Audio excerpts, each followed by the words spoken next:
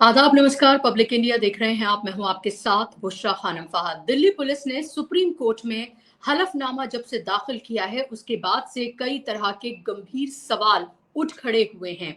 और ये गंभीर सवाल न सिर्फ दिल्ली पुलिस पर हैं बल्कि चुनाव आयोग पर उठ खड़े हुए हैं। और आपको पता है कि दिल्ली पुलिस ने जो जंतर मंतर पर जिस तरह की बर्बरता छात्रों के साथ हुई उसको लेकर अपना हलफनामा दाखिल किया है। उस हलफनामे में उसने पूरी तरीके से अपने आप को बचाया है और ये बताया है कि कैसे उसने जरूरत से ज्यादा बल प्रयोग नहीं किया था। उसने ये भी कहा है कि कैसे छात्र जो हैं वो उग्र हो गए थे, उसके बाद उन्हें जो लाठीचार्ज करना पड़ा, लेकिन उनके साफ तौर पर उन्होंने उसमें भी ये कहा है कि जरूरत से ज्यादा बल प्रयोग नहीं किया गया है। पैलेट गन और इन तमाम चीजों को तो आपको पता ही है कि ना तो सरकार कबूल कर रही है और ना ही हलफनामे में इस तरह की कोई बात कही गई है। लेकिन जो सबसे महत्वपूर्ण बात दिल्ली पुलिस के हलफनामे में कही गई है और उसके बाद से चुनाव आयोग पर सवाल उठ रहे हैं, वो मैं आपको बताने जा रही हूं। सवाल ये उठ रहा है कि क्या जो छात्रों को टारगेट जो किया गया, चिन्हित करके जो टारगेट किया गया छात्रों को, क्या वो चुनाव आयोग की मदद से किया गया? जिस तरह से छात्रों का फेशियल रिकॉग्निशन वहां पर किया जा रहा था, क्या वो डेटा चुनाव आयोग ने दिल्ली पुलिस को दिया था? क्या चुनाव आयोग दिल्ली पुलिस की मदद कर रहा था ताकि छात्रों को चिन्हित करके उनको टारगेट किया जा सके? उनके ऊपर जिस तरह से केसेस लगाए गए हैं, या आपने देखा कि कैसे उनको टारगेट जो है जंतर मंतर के प्रोटेस्ट के बाद जिस तरह से किया गया, क्या इस सब में मदद कर रहा था चुनाव आयोग? क्या मदद कर रहे थे ज्ञानेश कुमार गुप्ता? और ये सवाल हलफनामा जो दाखिल किया गया है दिल्ली पुलिस की तरफ से सुप्रीम कोर्ट में, उसके बाद उठ रहे हैं। मैं आपको दिखाना चाहूंगी साकेत गोखले जो है टीएमसी के सांसद, जो राज्यसभा के एमपी हैं, उनका ये ट्वीट है। और उनका ये ट्वीट अंग्रेजी में है, मैं हिंदी में पढ़ के आपको सुनाती हूँ। और ये ट्वीट जो है वो बहुत कुछ बताता हुआ नजर आता है और कई तरह के सवाल खड़ा करता हुआ नजर आता है। वो ये लिख रहे हैं कि दिल्ली पुलिस ने सुप्रीम कोर्ट में माना है कि जंतर मंतर पर विरोध प्रदर्शनों के दौरान फेशियल रिकॉग्निशन टेक्नोलॉजी का इस्तेमाल किया गया। ये दिल्ली पुलिस ने माना है, जो कि आपने देखा था वहां पर किस तरह से वैन खड़ी हुई थी और कैसे रिकॉग्निशन जो है वो किया गया था। और वहां पर जो मौजूद छात्र थे और कुछ पत्रकार थे, उन्होंने काउंटर भी किया था दिल्ली पुलिस को इसको लेकर, और दिल्ली पुलिस वहां पर हड़बड़ा गई थी। लेकिन सुप्रीम कोर्ट में उसने इसको माना है। और आगे ये भी कहा है दिल्ली पुलिस ने कि हर किसी का फेशियल रिकॉग्निशन नहीं हो सकता, बल्कि उन्होंने ये कहा है कि जिनका क्रिमिनल रिकॉर्ड है पहले से, उनका फेशियल रिकॉग्निशन किया जा सकता है। लेकिन इसकी जो पोल है वो यहाँ पर साकेत गोखले अपने इस ट्वीट में और उसके बाद जो उन्होंने आरटीआई पहले लगाई थी दिल्ली दंगों के दौरान, उसकी वो बात करते हुए यहाँ पर नजर आ रहे हैं। वो आगे लिख रहे हैं, अब फेशियल रिकॉग्निशन के जरिए किसी व्यक्ति का मैच तभी संभव है जब उसके पीछे नागरिकों की तस्वीरों और उसकी पहचान से जुड़ी जानकारी का कोई डेटाबेस मौजूद हो। तो सवाल है कि दिल्ली पुलिस को ये डेटाबेस आखिर कहां से मिला? उन्होंने आगे बताया है, उन्होंने इस ट्वीट के साथ बाकायदा तौर पर जो उन्होंने दिल्ली दंगों के दौरान 2020 में जो दिल्ली दंगे हुए थे उस दौरान जो उन्होंने आरटीआई लगाई थी, उसकी उन्होंने जो कॉपी है उसको भी यहाँ पर संलिप्त किया है इस ट्वीट के साथ। जो ये कहता है कि मेरे द्वारा 2020 में दाखिल की गई एक आरटीआई के जवाब में चुनाव आयोग ने माना था कि दिल्ली दंगों की जांच के दौरान उसने फोटो सहित पूरी वोटर लिस्ट दिल्ली पुलिस के साथ साझा की थी। ये वो कह रहे हैं कि ये बाकायदा तौर पर जो 2020 में उन्होंने जो आरटीआई दाखिल की थी दंगों के बाद, उनका ये कहना है कि जवाब में चुनाव आयोग ने ये माना था कि दिल्ली दंगों की जांच के दौरान उसने फोटो सहित पूरी वोटर लिस्ट दिल्ली पुलिस को साझा की थी। तो चुनाव आयोग दिल्ली दंगों के दौरान ऐसा कर चुका है। दिलचस्प बात यह है कि ईसीआई के अपने नियम किसी भी एजेंसी के साथ फोटो वाली यानी कि इलेक्टोरल रोल साझा करने पर रोक लगाते हैं। इसके बावजूद 2020 में ईसीआई ने अपने ही नियमों को तोड़ते हुए ये डेटा दिल्ली पुलिस को सौंप दिया था। इसके आगे वो कहते हैं कि इसीलिए सवाल उठते हैं कि क्या जंतर मंतर के प्रदर्शन के दौरान फेशियल रिकॉग्निशन के लिए दिल्ली पुलिस को फोटो सहित वोटर लिस्ट ईसीआई ने मुहैया कराई थी? आगे वो कह रहे हैं कि और किन एजेंसी जैसे, और वो कह रहे हैं कि जो बाकी जो एजेंसीज हैं उनका नाम वो आगे लिख रहे हैं, आधार, इनकम टैक्स डिपार्टमेंट और ट्रांसपोर्ट डिपार्टमेंट आदि ने अपना डेटाबेस दिल्ली पुलिस के साथ साझा किया है ताकि उसका इस्तेमाल फेशियल रिकॉग्निशन के लिए किया जा सके। अगर किसी एजेंसी ने कोई डेटा उपलब्ध नहीं कराया है तो फिर दिल्ली पुलिस प्रदर्शनों में मौजूद हर व्यक्ति सिर्फ अपराध रिकॉर्ड वाले लोगों का नहीं, फेशियल रिकॉग्निशन कैसे कर रही है? ये गंभीर सवाल वो उठा रहे हैं। यही वजह है कि अगस्त 2023 में संसद से पारित होने के बावजूद digital personal data protection act के प्रावधानों को अब तक पूरी तरीके से लागू नहीं किया गया है। आखिर सवाल ये है कि क्या दिल्ली पुलिस सार्वजनिक करेगी कि फेशियल रिकॉग्निशन के लिए वो किस डेटाबेस का इस्तेमाल कर रही है? इसके अलावा क्या ईसीआई और दूसरी सरकारी एजेंसीज ये स्पष्ट करेंगी कि क्या वो अब भी फोटो वाले नागरिक डेटाबेस दिल्ली पुलिस को उपलब्ध करा रहे हैं? ये गंभीर सवाल उठाए गए हैं। आप ये देखिए कि क्या ये एक मिलीजुली साठगांठ थी दिल्ली पुलिस की और ईसीआई की, कि ईसीआई जो है वो डेटाबेस दे रहा था दिल्ली पुलिस को ताकि जो युवा हैं जिन्होंने जंतर मंतर पर प्रोटेस्ट किया, जिसको एक गुनाह की तरह से देखा जा रहा है क्योंकि ये बताया जा रहा है वहां पर कुछ असामाजिक तत्व जो हैं वो आ गए थे। ये कहा गया कि क्रिमिनल रिकॉर्ड जो हैं वो खंगाले जा रहे हैं। दिल्ली पुलिस कह रही है कि जो क्रिमिनल रिकॉर्ड जिनके पहले से मौजूद है सिर्फ उनका ही फेशियल रिकॉग्निशन हो सकता है। लेकिन सवाल ये उठ रहा है कि दिल्ली पुलिस को ये डेटाबेस किसने दिया है? साकेत गोखले ये कह रहे हैं कि सिर्फ जिनका क्रिमिनल रिकॉर्ड है उनका ही नहीं, बल्कि सबका फेशियल जो रिकॉग्निशन है वो वहां पर किया गया, कोई इस तरह से चिन्हित करके नहीं किया गया। और वो ये पूछ रहे हैं कि क्या ईसीआई ने 2020 की तरह अपने ही नियमों का उल्लंघन करके दंगों में जिस तरह से उन्होंने फोटो पहचान जो दी थी, क्या वो अभी भी ऐसा किया गया है? और अगर ऐसा किया गया है तो वो उन्हीं डेटा प्रोटेक्शन एक्ट जो है जिसको पूरी तरीके से लागू नहीं किया गया है, नियम बनाए गए हैं, उसकी पूरी तरीके से धज्जियां उड़ाता है। आप सोचिए कि प्राइवेसी का ये किस तरह से उल्लंघन है। ये सीधे तौर पर बताता है क्योंकि बड़ी बड़ी बातें दिल्ली पुलिस ने सुप्रीम कोर्ट में तो की हैं अपने आप को बचाने के लिए, लेकिन सवाल वही उठ रहा है कि सरकार और दिल्ली पुलिस अपने आप को बचा रही है, छात्रों को भी वो हमारे जेंजी और उनके जेंजी में वो बांट रही है, दिमागी नक्सल बता रही है। हालांकि अब जब उसको उल्टा पड़ा उसके ऊपर आके तो वो दिमागी नक्सल को भी कांग्रेस और मुसलमानों से जोड़ते हुए नजर आ रहे हैं। जो पॉलिटिकल प्रिजनर्स जो हैं, खासतौर पर शर्जील इमाम का नाम लिया गया है। तो आप इससे समझिए ये सरकार किस तरह से चौतरफा गिरी हुई है। और अब ये सवाल दिल्ली पुलिस पर आके खड़े हो गए हैं, चुनाव आयोग पर खड़े हुए हैं सबसे ज्यादा।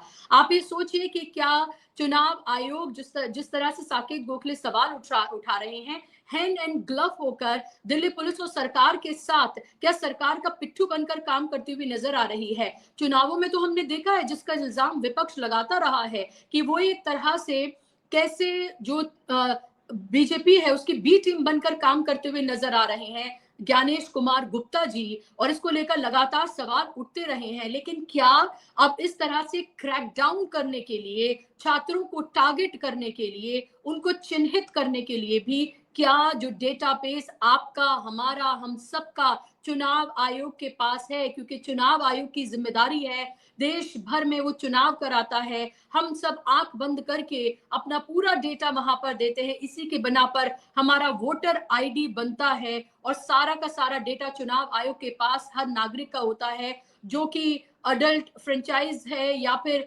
जो वोट कर सकता है उसका सबका डेटा जो है वो मौजूद होता है, और जो नहीं भी कर सकता है उसका भी मौजूद होता है ताकि उनको हटाया जा सके।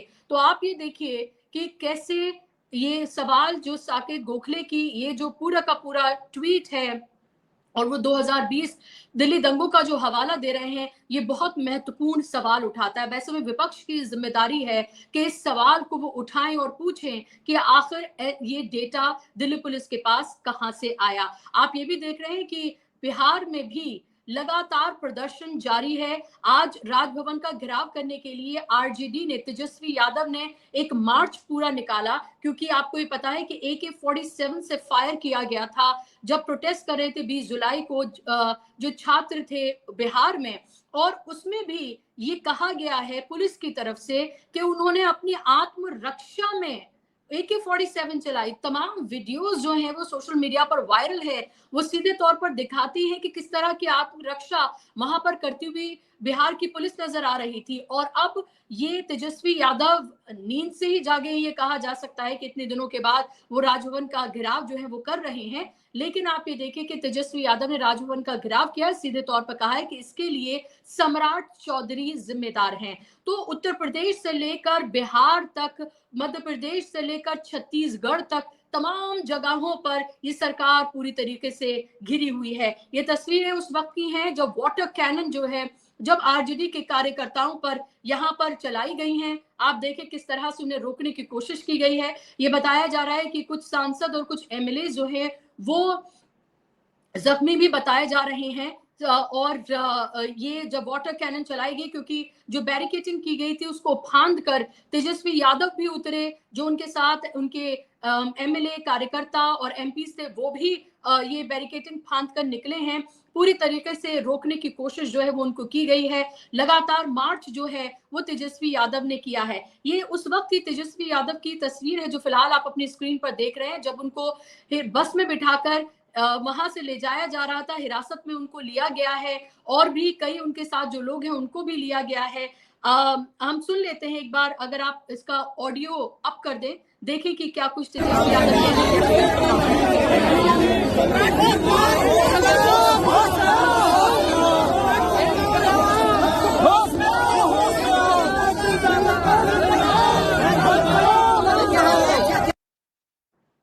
तो आप यहाँ पे तेजस्वी यादव को देख सकते हैं, बस में वो बैठे हुए हैं। लेकिन अब मैं आपको सुनाऊंगी तेजस्वी यादव ने क्या कहा। तेजस्वी जी डिटेन किया गया आपको, पुलिस अपना कार्रवाई कर रही है, लोग अपना काम कर रहे हैं। कई सांसदों को चोट लगा है, कई विधायकों को चोट लगा है।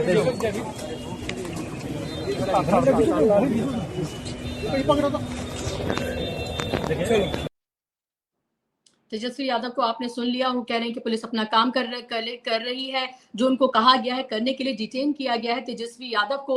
और राजभवन का वो घेराव कर रहे थे, पूछा जा रहा है कि AK-47 जो है वो आखिर किसके कहने पर चलाई गई है। वहीं मैं आपको ये भी बता दूं कि लगातार बिहार में भी छात्र अपनी मांगों को लेकर वहां पर भी प्रदर्शन कर रहे हैं पहले से ही। और ये आप ये देख रहे हैं उस वक्त की तस्वीरें जब तेजस्वी यादव जो है अपने नेताओं के साथ, कार्यकर्ताओं के साथ राजभवन के घेराव के लिए वो पैदल मार्च वहां से निकालते हुए लेकर जा रहे थे। और अब मैं आपको सुनवाना चाहूंगी मीसा भारती, उन्होंने क्या कुछ कहा है, कैसे वो बता रही हैं कि जब पुलिस उनको लेकर जा रही थी तो बस में बिल्कुल भी जगह नहीं थी, उन्हें अपना रिक्शा करके वहां से जाना पड़ा है। सुन लीजिए आप मीसा भारती को भी क्या कुछ वो कह रही हैं। सब लोग को डिटेन करके सचिवालय थाना हम लोग भी अपने रिक्शे में जा रहे हैं, क्योंकि सरकार ने और पुलिस प्रशासन ने जो रिक्शे बस का प्रबंध किया था वो उसमें इतनी ज्यादा लोगों को बिठा लिया गया था, एक ही बस में सबको भर लिया गया था। और उसमें उसके वजह से उनका या टायर पहले से पंचर था क्या था, बस एक तरफ झुक गया था। हम लोगों ने कहा कि भाई दूसरे बस का इंतजाम किया जाए। तो आपने मीसा भारती को यहाँ पर सुन लिया। और लगातार आप ये देखिए कि सरकार पूरी तरीके से चौतरफा जो है वो घिरी हुई है। आप जहां कहीं भी देखेंगे हर प्रदेश में सरकार घिरी हुई है। जेन जी से लेकर जेन अल्फा और इसके अलावा विपक्ष, हर कोई सड़कों पर उतरा हुआ है और सरकार को जवाब देना मुश्किल हो रहा है। उनको ये लग रहा है कि कैसे नैरेटिव बिल्डिंग करके या फिर उनको लग रहा है कि हेडलाइंस मैनेजमेंट करके, डैमेज कंट्रोल करके, अपनी टीम को बदल के वो शायद अपने जो तस्वीर है और शायद तकदीर भी है वो शायद बदल सकते हैं, उनको ऐसा लग रहा है। लेकिन मैं बार बार यही कह रही हूँ कि अब वो दिन लग चुके हैं। अब हर चीज पर इस सरकार का सिर्फ मजाक बन रहा है और हर चीज पर इस सरकार से सवाल जो है वो पूछे जा रहे हैं। अभी तस्वीर एक और जो नितिन नबीन है उनकी वायरल हुई है, जहां वो आंध्र प्रदेश में है और वो वहां पर किस तरह से मीट का मजा ले रहे हैं। सावन में क्योंकि आरएसएस का समन्वय कार्यक्रम जो है वो वहां पर हो रहा है। नितिन नबीन वहां पर पहुंचे हुए हैं और कैसे वो तमाम और नेताओं के साथ बाकायदा तौर पर उन्होंने खुद ये वीडियो जो है वो ट्वीट किया है, जहां पर वो तस्वीरें साफ तौर पर दिख रही है कि वो मीट खाते हुए नजर आ रहे हैं। अब पूरा सोशल मीडिया उनसे पूछ रहा है कि अब आप सावन में मीट खा रहे हैं। तेजस्वी यादव पे तो आपको याद होगा इलेक्शन कैंपेन के दौरान किस तरह से मछली जब वो खाते हुए नजर आ रहे थे हेलीकॉप्टर में, तो किस तरह से उनको चौतरफा घेरा गया था। नरेंद्र मोदी ने जाकर घेरा था उस कैंपेन के दौरान, और अब खुद नितिन नबीन सावन के दौरान ये करते हुए नजर आ रहे हैं। तो देखिए उसको लेकर किसी तरह का कोई सवाल बीजेपी आपको उठाती हुई नजर नहीं आएगी। लेकिन अब आप ये देखिए कि अगर अब आ भी कर रही है बीजेपी, तो वो अब घिरती हुई नजर आ रही है। बीजेपी आईटी सेल का आपने जो हेड है उसको बदल दिया। अब वो उन्होंने अब तक अपनी हजारों जो पोस्ट हैं वो डिलीट कर दी हैं। भाई ऐसा क्या है कि जिसकी इतनी बड़ी राजदारी है, इतना बड़ा राज है कि जैसे ही आप बीजेपी आईटी सेल के हेड बने, आप अपनी पोस्ट को डिलीट करते हुए नजर आ रहे हैं। गालीबाज और नफरतबाज जो हैं वो टीम में उनकी एंट्री हो गई है, जो किस तरह से चाहे प्रॉफिट मोहम्मद हो उनके लिए किस तरह की भाषा का इस्तेमाल किया, सोनिया गांधी है उनके लिए किस तरह की भाषा का इस्तेमाल किया गया है, उन तमाम लोगों को इस टीम में जगह दी गई है। इसीलिए देखिए ये सवाल उठ रहा है कि आप चेहरा बदलने की कोशिश कर सकते हैं लेकिन चाल और चरित्र नहीं बदल सकते, डीएनए नहीं बदल सकते। अगर गालीबाजों को खुद प्रधानमंत्री ट्विटर पर फॉलो करते हुए नजर आए और वो लिखे कि वो गालीबाज लिखे हैं कि proudly followed by Narendra Modi, तो आप समझिए कि क्राइटेरिया क्या है। क्राइटेरिया यह है कि जो जितना बड़ा गालीबाज होगा, गोली मारो डैश डैश, तो आपको पता ही है कि किस तरह से उन्हें मिनिस्टर बनाया गया और कितने आंखों के प्यारे हैं वो। तो जो जितना बड़ा गालीबाज होगा उतना ही बड़ा उनको इनाम दिया जाएगा। सवाल यही उठ रहा है कि इस वक्त सरकार जेन जी का जो पूरा का पूरा एक आंदोलन है, जेन जी का जो एक हुजूम है जो उमड़ पड़ा है पूरे सोशल मीडिया पर, सड़कों पर, हर तरफ चौतरफा जेन जी और जेन अल्फा का, उसको काउंटर करने के लिए अगर आपने टीम बनाई है, तो क्या आपको ये लग रहा है कि जो गालीबाज हैं उनके जरिए आप जेन जी को, जेन अल्फा को आप कंट्रोल कर लेंगे? तो ये आपकी एक गलत फहमी है। इस गलत फहमी को आप अपने दिमाग से निकाल दीजिए। देखिए राहुल गांधी जो हैं वो केन बेतवा में जिस तरह से आदिवासी जो प्रोटेस्ट कर रहे थे अपने जल जंगल जमीन को लेकर, वो उनसे भी संवाद कर रहे हैं, वो युवाओं से संवाद कर रहे हैं, वो जेन जी से संवाद कर रहे हैं, वो लड़कियों से संवाद कर रहे हैं, वो बता रहे हैं कि महिलाओं को किस तरह से उनका हक दिलाना चाहिए और उनके किस तरह से अब तक हक तलफी हुई है, यानी कि उनके अधिकार किस तरह से उनके मारे गए हैं। तो सब की वो बात कर रहे हैं। और इसी सिलसिले में 22 तारीख को वो पुणे में एक बड़ा प्रोग्राम छात्रों की गूंज करने जा रहे हैं, जो महिला विशेष है, जिससे सरकार डर गई है और वहां पर कर्फ्यू जैसी स्थिति उन्होंने पैदा कर दी है। एक जगह से थोड़ी सी सांस लेती है बीजेपी, दूसरी जगह कुछ और खड़ा हो जाता है, दूसरी जगह कुछ शांत होता है तो तीसरी जगह कुछ और खड़ा हो जाता है। तो मोदी जी, आप जो 18-18 घंटे काम कर रहे थे, आप बहुत थक गए हैं, लेकिन फिर भी आपके आराम के दिन अब आपके पास से पूरी तरीके से चले गए हैं। अमित शाह जी, आपके वो आराम के दिन आपके पास से पूरी तरीके से चले गए हैं। अभी आप देख रहे होंगे कि चाहे निर्मला सीतारमण हो, गडकरी हो, राजनाथ सिंह हो, सबके सब एक तरह से साइडलाइन हो गए हैं। अगर कोई चेहरा फिलहाल बना हुआ है, कोई बात करता हुआ नजर आता है, तो वह है किरण रिजिजू। किरण रिजिजू को मैदान में उतार दिया है, अमित शाह भी पीछे हट गए हैं। इन तमाम चीजों में वो भी जवाब देते हुए नजर आए। होम मिनिस्टर अभी भी अमित शाह ही हैं। किसके कहने पर पैलेट गन चली? AK-47 किसके कहने पर चली? किस तरह से बच्चों के ऊपर करंट किस तरह से लगाया गया? किसके कहने पर ये लाठी डंडे चलाए गए? किसके कहने पर कील लगे डंडे जो है छात्रों को मारे गए? किस तरह से उनकी हड्डियां तोड़ी गई? कैसे पैलेट गन चलाकर छर्रे जो हैं कई सौ की तादाद में बच्चों के जो है बदन में चले गए? इस सब का जवाब देना है अमित शाह को, होम मिनिस्टर को जवाब देना है। लेकिन वो ज्ञान किस पर देते हुए नजर आ रहे हैं? वो ज्ञान देते हुए नजर आ रहे हैं वंदे मातरम पर, क्योंकि उससे वो कांग्रेस को, सोनिया गांधी को, मल्लिकार्जुन खड़गे को, इन सबको वो घेर सकते हैं। लेकिन ये चाल भी, ये बात भी उनके ऊपर उल्टी पड़ती हुई नजर आ रही है। और अब इसीलिए किरण रिजिजू को मैदान में उतार दिया है कि भाई आप झेलिए। तो एएनआई को इंटरव्यू दे रहे हैं, वो अलग अलग इंटरव्यू देकर जो है वो कभी दिमागी नक्सल पर क्लैरिफिकेशन दे रहे हैं, दिमागी नक्सल को जस्टिफाई करते हुए नजर आ रहे हैं, तो कभी झूठ बोलते हुए नजर आ रहे हैं कि कोई पैलेट गन चली ही नहीं, किसी की हड्डी नहीं टूटी, कोई मरा तो नहीं। ये कह रहे हैं, सोचिए द ऑडेसिटी दे हैव कि कोई मरा तो नहीं, यानी कि वो चाहते थे कि कोई मर जाए, कोई गंभीर रूप से घायल तो नहीं हुआ। वो भूल रहे हैं उस लड़की को जो आईसीयू में भर्ती थी और जो लग रहा था कि शायद उसकी जान ना बच पाए, शुक्र है कि उसकी जान बच गई। वो शायद भूल रहे हैं उस लड़के साहिल को जिसको राहुल गांधी ने अपनी प्रेस कॉन्फ्रेंस में दिखाया था, जिसकी बात राहुल गांधी अपने ट्वीट में कह रहे कि उसकी आंख चली गई है। हालांकि मैं इसको अभी कंफर्म कर नहीं करी क्योंकि अब इसके बारे में पता नहीं, लेकिन ये पूरी तरीके से तक था कि उसकी आंख शायद चली जाए। वो बात करें उस लड़की की जिसके कान पर पैरेट गन्स लगी, जिसका कान पूरी तरीके से डैमेज हो गया है, लेकिन ऐसा लगता है कि याददाश्त भी उनकी चली गई है और उनको शायद दिखाई देना भी बंद हो गया है। इसीलिए वो इस तरह के जो फेक नैरेटिव है वो अपनी फेवरेट एजेंसी को बुलाकर इंटरव्यू देकर ये सब कुछ करते हुए नजर आ रहे हैं। दिमागी नक्सल का जो जुमला दिया था बीजेपी ने सीधे तौर पर कहूंगी नरेंद्र मोदी ने, वो अब राहुल गांधी ने एक जुमला दे दिया है, खाली दिमाग। तो क्या अब दिमागी नक्सल वर्सेस खाली दिमाग होता हुआ नजर आ रहा है कि जो कोई भी सवाल पूछ रहा है वो अब अपने आप को कह रहा है कि हम दिमागी नक्सल हैं, and proudly they are owning it. वो अपने ऊपर एक बैच ऑफ ऑनर की तरह ले रहे हैं कि हम सब दिमागी नक्सल है। जैसे लोगों ने कॉकरोच को लिया था कि we all are the cockroaches, वो उसी तरीके से दिमागी नक्सल को भी ले रहे हैं। लेकिन क्या अब उसका ऑल्टरनेटिव राहुल गांधी ने दे दिया है कि वो खाली दिमाग जो है वो इसकी बात कर रहे हैं कि खाली दिमाग वर्सेस दिमागी नक्सल क्या अब होता हुआ नजर आ रहा है? ये एक बड़ा सवाल है। लेकिन ये जरूर है कि आप ये देखिए कि योगी आदित्यनाथ से लेकर मध्य प्रदेश के चीफ मिनिस्टर से लेकर झारखंड से लेकर छत्तीसगढ़ से लेकर राजस्थान से लेकर हर जगह, बिहार से लेकर हर जगह आप ये देखिए कि सरकार ये पूरी तरीके से घिरी हुई है। इसके हाथ से ना सिर्फ नैरेटिव चला गया है बल्कि सत्ता भी पूरी तरीके से फिसलती हुई नजर आ रही है। और ये होता है ना कि जब दिया बुझता है तो बुझने से पहले बहुत तेज फड़फड़ाता है।